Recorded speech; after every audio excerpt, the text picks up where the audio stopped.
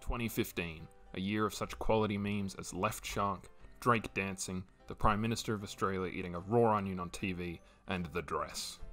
Along with other terrible memes and fads that captured the hearts of millions of social media drones for 5 minutes each, allowing them to temporarily drown out their constant, existential dread for a brief, precious moment. But do not worry, do not fear.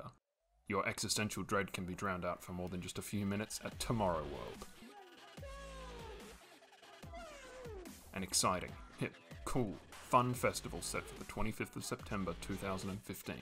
TomorrowWorld will give you an entire weekend of music, partying, drugs, and more to fill the empty shell of your life. The festival is sure to be a hit. This is no fire festival where the organisers are completely inexperienced after all. There had already been 2 TomorrowWorld festivals, with the first TomorrowWorld being hosted in 2013 as an American spin-off of Tomorrowland, a highly successful Belgian EDM festival that had been running successfully since 2005. So surely SFX Entertainment, the owners of TomorrowWorld, would be able to replicate that success. And for a while they did. The 2013 festival was held largely without incident, with more than 140,000 people attending to see over 300 different artists perform. Great success. Nice. The 2014 festival was also a hit, with more than 150,000 people attending, an even greater success. Surely the 2015 festival will be even better. I mean, after already organising 2 successful, well-received festivals, what could possibly go wrong?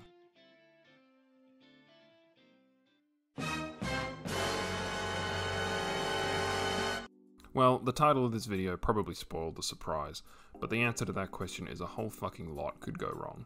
So much went wrong, in fact, that this one event completely destroyed SFX Entertainment, with them going bankrupt in February of the following year. How did this happen? What went so spectacularly wrong at this festival, the entire company running it ended up being destroyed? Well, let me tell you all about it.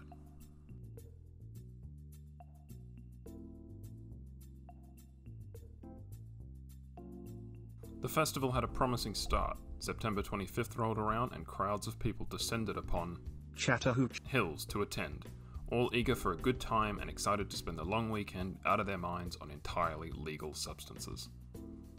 The people coming fell into 2 main categories. Firstly, you had the majority of people. They were not sleeping on site. These people were commuting to the festival each day, sleeping in nearby towns, in hotels, Airbnbs, whatever. Then you had the other group of people who were camping at the festival site, staying in tents they had brought with them for the full 24-hour festival experience every day. In total, it's estimated that 190,000 people attended Tomorrowland 2015, and of these, around 40,000 of them were camping out on the site.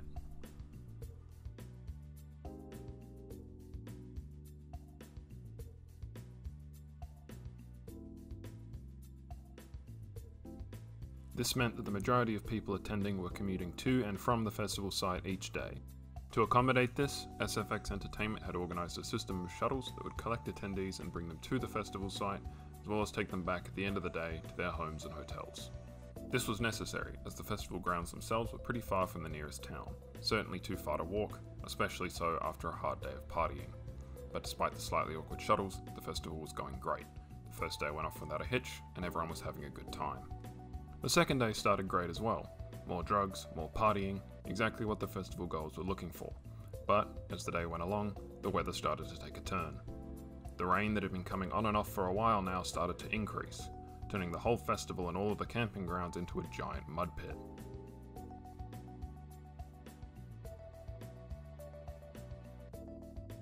This wasn't a problem unique to TomorrowWorld, and a bit of mud wouldn't be enough of a disaster to be memorable, as many festivals in the past had mud problems before, but the rain just kept coming. And as the rain kept coming, things became muddier and muddier, eventually reaching a point where it, in conjunction with the festival's poor management, began to pose a serious problem.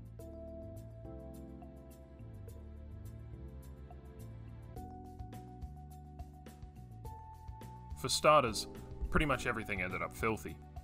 If you're camping at the grounds, good luck keeping any of your stuff clean when you're camping in this. A mood dampener to be sure, but this would soon turn out to be the least of the festival's problems. Despite the rain, the festival did indeed continue for the remainder of the second day, and the real disaster would only reveal itself when it was time for everyone to go back to their hotels for the night. Remember how the festival was being held some distance from the nearest town? Well, it turns out all the roads leading to the festival site are unpaved. Just simple dirt roads that after this much rain were no longer safe to drive on, especially in the cheap shuttles that the festival had organised for transportation. Even the few cars and shuttles that did attempt to drive just ended up bogged down and stuck. This meant that anyone still there, who wasn't camping, had to walk miles down these muddy roads in complete darkness. Thousands of people were forced to make the pilgrimage. Dehydrated and still fucked up from all their festival drugs, these people had two choices: sleep in the mud, or walk for miles to the nearest paved roads that the shuttles could still access. Now, walking several miles can be a real challenge. Doing it through the rain and mud in complete darkness is a lot harder, especially when just about everyone is also dehydrated, hungry, and drunk. Even worse, there is no cell phone reception, which means no calling anyone for help or trying to look up where you are on a map if you get lost. Unsurprisingly, a number of people ended up with injuries from this ordeal, but they persevered, as they were told they would be collected by shuttles when they arrived at the still usable paved roads. But even when these people did manage to make it to the still usable roads, it turned out SFX Entertainment had cancelled the shuttles that people were counting on without telling them.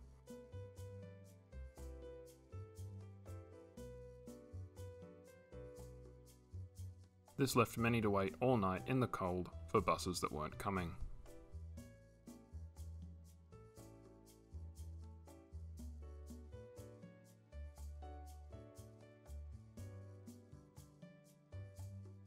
There were also precious few taxis or Ubers available, and the ones that were there were demanding huge surcharge fees, and even though people were just now barely able to get some reception, the Uber app was being overloaded by the thousands and thousands of people using it at once, meaning that most, if not all of the drivers, were just requesting to be paid in cash.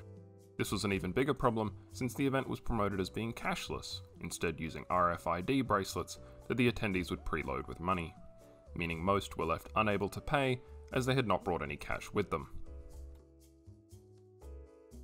These unfortunate souls were stuck sleeping out in the forest until conditions improved and the shuttles returned the next day, sleeping in their makeshift overnight camps, covering themselves with whatever was at hand to keep warm, without any food or water. The problem was that SFX Entertainment had no backup plan. Once the shuttles were unable to reach the festival, they were completely screwed. They simply abandoned their customers to a long, cold, and very wet night in the woods. Most companies with any sort of organizational or logistics experience, or even just some common sense, would have prepared some sort of backup plan, especially since weather like this had caused problems for festivals before. Even just the year prior, SFX Entertainment had a similar problem with their Hudson Project festival. Despite being a massive corporate entity running several of the largest festivals in the United States, SFX, it seems, had no idea what they were doing.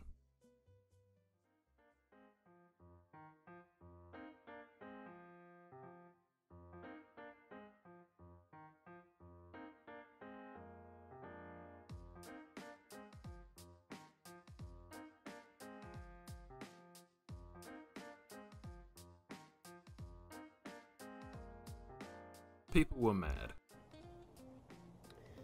My disappointment is immeasurable, and my Festival is ruined. But people got even more mad when they saw this. Turns out only those who were camping on the site would be able to attend the third and final day, which was showcasing many of the most anticipated acts, and many customers began to demand refunds. Give me your fucking money! SFX Entertainment did agree to issue refunds, but in a bizarre and confusing manner. Their statement reads, "In accordance with the TomorrowWorld ticket refund policy found here, 1/3 of your ticket price will be refunded, not the entire amount. Since we refunded the full ticket price, we will now charge 2/3 of the ticket price separately again. We will strive to have both transactions be part of a single month statement, so no additional action is required from your side." People are now reaching critical levels of pissed, and along with the backlash on the company's social media, many articles were being written covering the fiasco. SFX Entertainment was now a tarnished brand, and many people were swearing to never again attend any event they had a part in organising. Initially, SFX didn't even apologise for everything that had happened, and eventually when they did, it left a lot to be desired. Yes, your only goal was to create the best weekend of the year, not at all to make money. and you're heartbroken that you weren't able to provide some of your fans with the full experience? Some of your fans? Only 40,000 people were camping at the site. The rest of that 190,000 were commuting, and you left them stranded on the side of the road, in addition to cancelling the third day of the festival for them. It's not about money. It's about creating the best weekend of the year. There was talk of a class action lawsuit against SFX Entertainment by attendees who had ended up stranded by their poor management, but I can't find any evidence of it ever getting off the ground. SFX Entertainment instead ended up getting sued by their own investors due to poor management as well as false and misleading statements made by the company's owner, Robert Silman. Look at this dude. Look at the top of his head.